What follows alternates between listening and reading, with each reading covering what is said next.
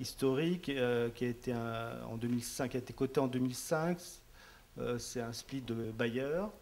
Donc toute la première partie de la vie de cette société, c'était une restructuration assez importante de toutes les activités. Donc on les revoyait assez souvent pour voir comment se passaient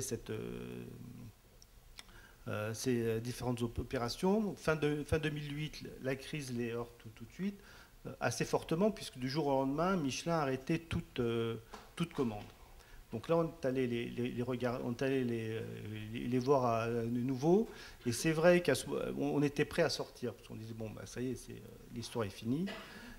Mais là, en fait, le management, finalement, nous a convaincus, nous a montré la façon dont ils allaient s'en sortir, entre autres en accélérant leur plan de restructuration.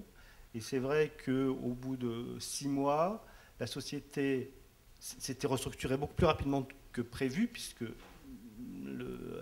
l'époque leur permettait finalement. Et dès que le marché a commencé à repris, il y a eu un effet de levier assez important. Donc c'est vrai que les rencontres des sociétés est importante. C'est pour suivre la vie de toutes ces sociétés. D'accord. Madame de Gavotti. Oui, alors donc évidemment aussi chez nous, la rencontre c'est au cœur, parce que quand on gère des small caps, on voit forcément les dirigeants qui sont quand même les artisans de la création de valeur de ces sociétés. Donc ce qui est primordial pour nous, c'est de comprendre dans quelle mesure la société va être capable de surperformer les acteurs de son secteur, et de comprendre comment la stratégie que le management aura mise en place va être une stratégie gagnante, et surtout va permettre de nous faire, de créer de la valeur, et donc de générer à la fois du cash pour rémunérer les actionnaires, mais aussi pour réinvestir dans son business. Donc encore une fois, pour nous, la rencontre est essentielle dans le détail des estimations que l'on fait sur ces titres, et la valorisation qui en découle sur le moyen terme. Ok. Je vois que Frédéric me fait les gros yeux parce qu'on prend plus de temps que nécessaire. Juste... on avance, il va bientôt falloir faire circuler le micro pour les questions. Juste une dernière question qui me paraît assez importante, abordée sur la classe d'actifs, en fait, c'est la question de la gouvernance, la corporate gouvernance de la part des petites et moyennes entreprises. Monsieur Rondet, est-ce que vous avez des éléments à nous apporter sur ce sujet qui vous tient à cœur ? Oui, chez HSBC, donc comme beaucoup de sociétés de gestion, aussi. On a une politique de vote assez. On est très investi sur cet aspect-là. La façon de voir, j'essaie de voir l'évolution de cette gouvernance. Est-ce que la gouvernance des sociétés, là pour l'instant je parle des sociétés en général, petites et grandes valeurs, comment mesurer l'amélioration de cette gouvernance? En fait, l'amélioration, on s'est rendu compte de la meilleure façon, c'est de voir l'évolution du nombre de votes contre, avec les années. Alors clairement, ça s'est bien amélioré, il y a une amélioration. Il reste toujours deux parties qui sont toujours un peu touchy. C'est tout ce qui est rémunération, plan de stock option, qui ont souvent des aspect assez dilutif, assez important.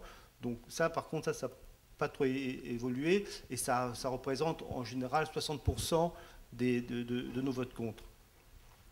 Maintenant,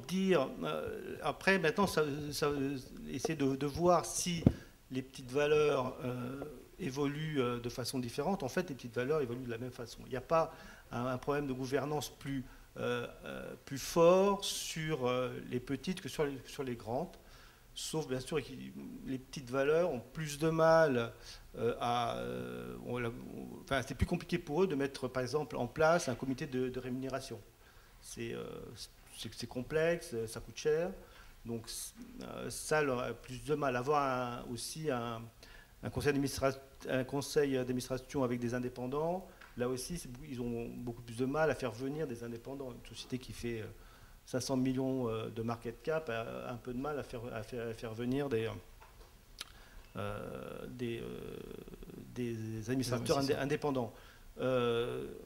Donc, en fait, nous,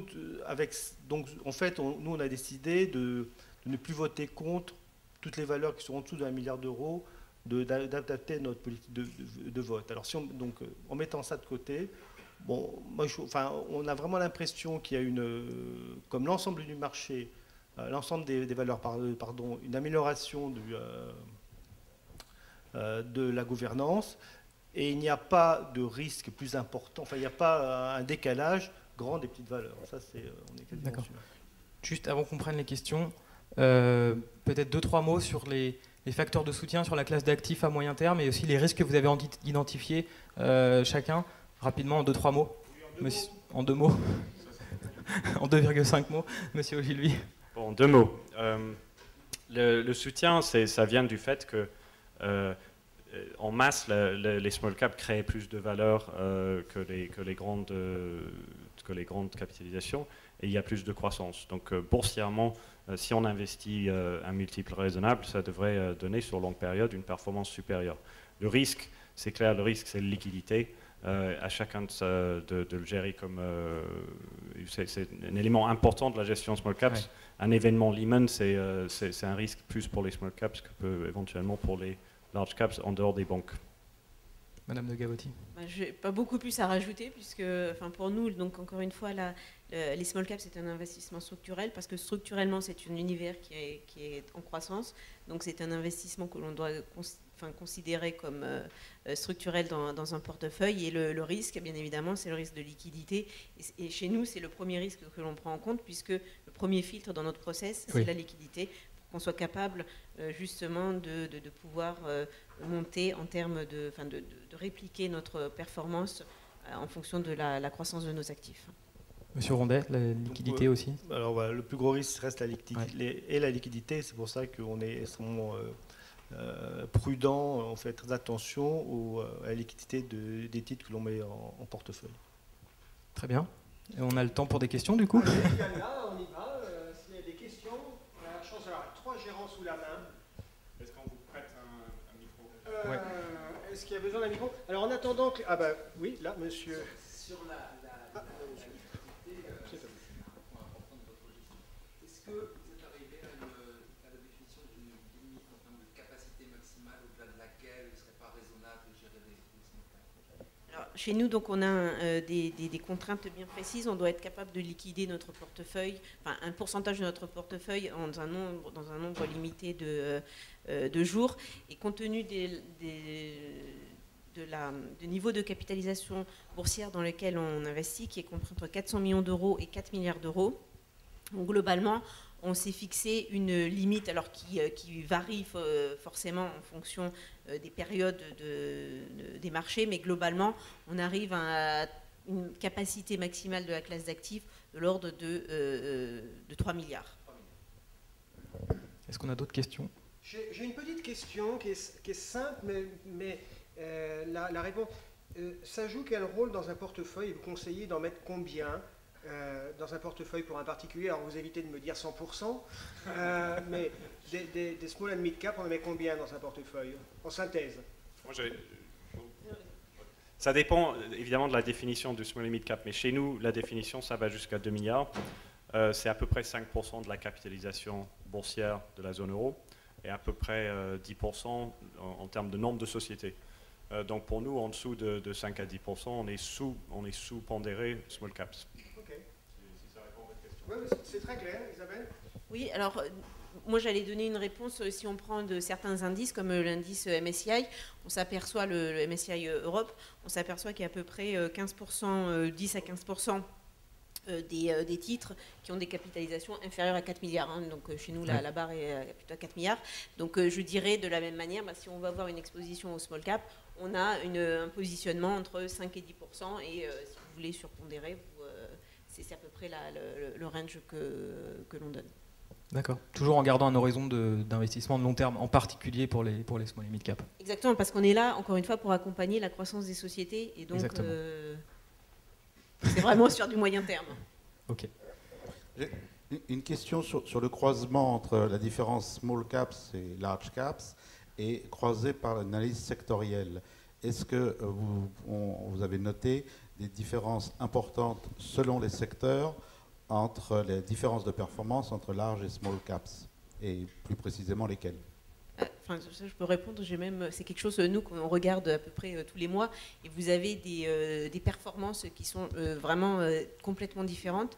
On prend par exemple l'année dernière le cas du secteur de l'énergie, où on avait un secteur small cap qui était en croissance, enfin une performance de plus de 40-50%, quand l'univers large cap était flat ou à peine positif.